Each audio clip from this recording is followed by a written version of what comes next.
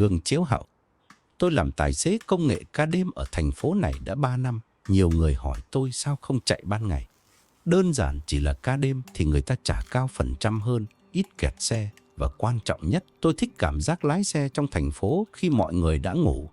Đèn đường rải ánh vàng nhạt lên mặt nhựa ướt sương, những tòa nhà im lìm như các khối bê tông đang thở chậm.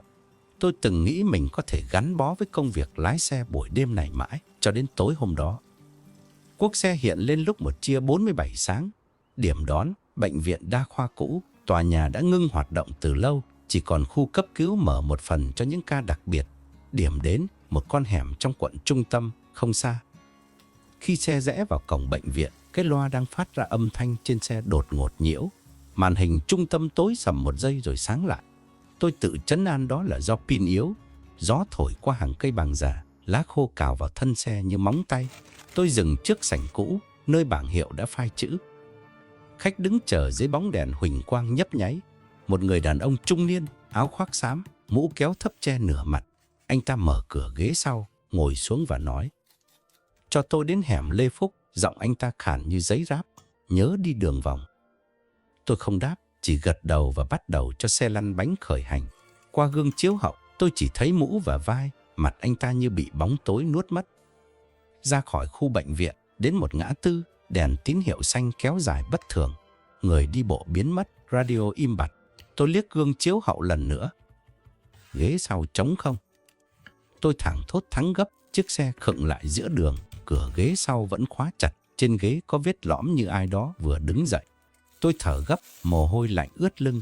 Có thể tôi tưởng tượng, cũng có thể ánh sáng đánh lừa. Ngay lúc đó, có một giọng nói vang lên ngay sau tai tôi: "Đừng dừng xe." Tôi không dám quay đầu. Qua gương, khuôn mặt anh ta hiện ra như chiếc ảnh chụp từ ngày xưa bị lỗi. Đôi mắt đen, sâu và rỗng, da xám nhợt.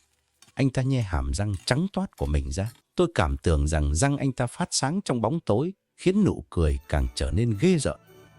Bỗng đèn đường phía trước tắt đồng loạt, con phố chìm trong tối. Tiếng lốp xe lăn nghe như kéo trên sỏi, dù mặt đường phẳng lì. Tôi nghe thấy tiếng thì thầm bên ngoài, sát thân xe, như nhiều miệng cùng lúc. Những bóng người mờ mờ chạy song song, không chạm đất. "Đừng nhìn ra cửa sổ," anh ta nói. "Họ thích ánh mắt của anh đấy." Tôi toát hết mồ hôi, tập trung nhìn thẳng.